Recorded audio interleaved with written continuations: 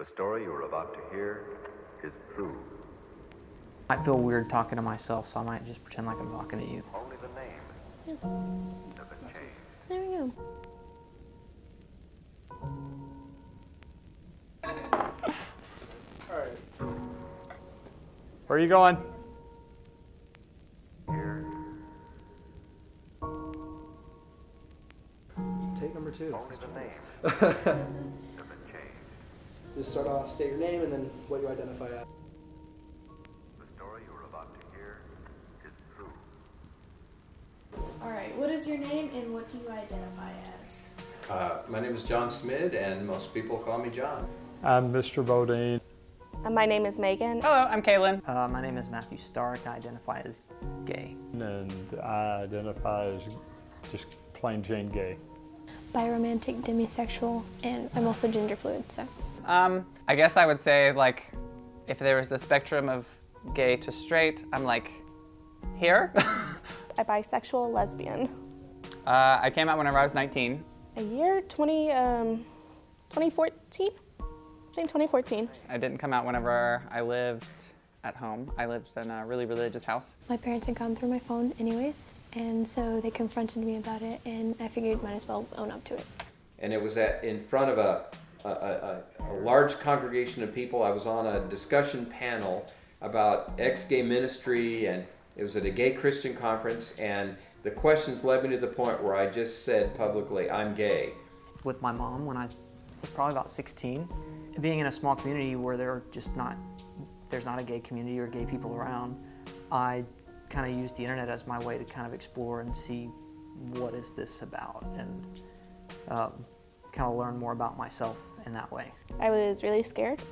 I didn't really know being gay was a thing until about high school. I didn't really have any friends really in high school or even, so it's not like I would have had anybody kind of like push me off to the side and not accept me at school. But my family was kind of like my rock. They were the only thing that I really had because I didn't really have any friends. So I was just scared that they weren't going to accept me whenever I came out. I wasn't actually planning on coming out to my parents anytime soon because I knew that if I did, if or when they were going to be disappointed in me, they were probably going to cry about it, which I can't stand. So it was a lot of doubt that I wanted to or that I should. The struggle was more profound in terms of the constant pursuit of change, constant hope of transformation, the constant trusting God is going to finally work this out at some point in time, and yet not finding that to be true. There was like a big fight of sorts, like they all kind of like, they started like a group message with each other, like my mom and my stepdad and my biological dad. My fourth stepmom didn't get into it. Yes, my dad's been married 4 times. My brothers and I were kind of scared of my dad, and I didn't even know how I expected him to react, but I just knew it probably wasn't going to be good. Because, you know, growing up in that kind of environment, you hear gay jokes left and right, people calling each other faggot. And then my brother and sister had a separate message, and it was just a bunch of like them sending me Bible verses and telling me like, hey, we know that this is a phase that you're going through. We're going to keep praying for you to come back to God. I think the most negative things were just that people who know you well feel like you've misled them and lied to them, and also from my perspective, feeling guilty for feeling like I've lied to people.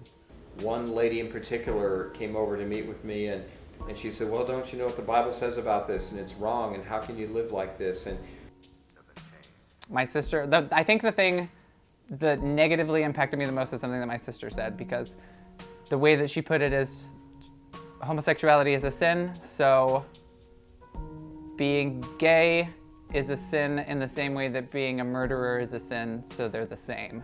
And so like for my sister to tell me that she thought that like being gay was tantamount to killing somebody, like that was probably the thing that hurt me the most out of everything that happened with my family. You know, a lot of people are disowned and kicked out, forced to be someone who they're not. And that was kind of my biggest fear was, what is my mom gonna think? Because I come from a one-parent household, so my dad wasn't around growing up, and so I just had my mom. And if she didn't accept me, who would? Kind of. So that was really scary.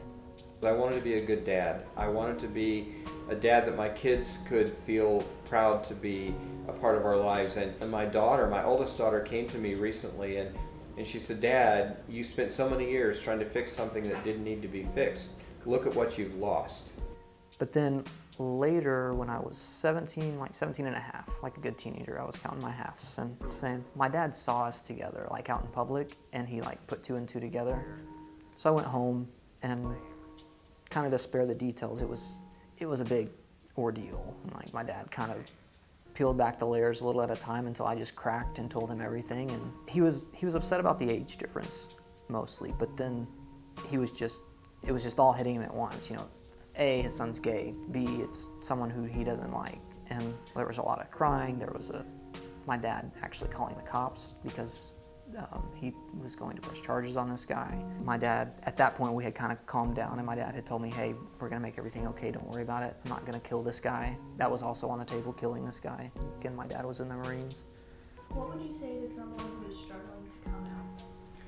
Coming out is a hard process. You don't have to come out unless if you're comfortable doing it. If the person you're coming out to like truly cares about you and really wants to be in your life, they'll either accept it or they'll like accept it preliminarily. And if you're like scared for your safety, or you think that somebody is gonna hurt you if you come out and you have like no way to protect yourself because you're young, or you live in a house with like crazy homophobic people or something, feel free to stay in the closet for as long as you need to. Like, it's a safe little place that you can keep yourself.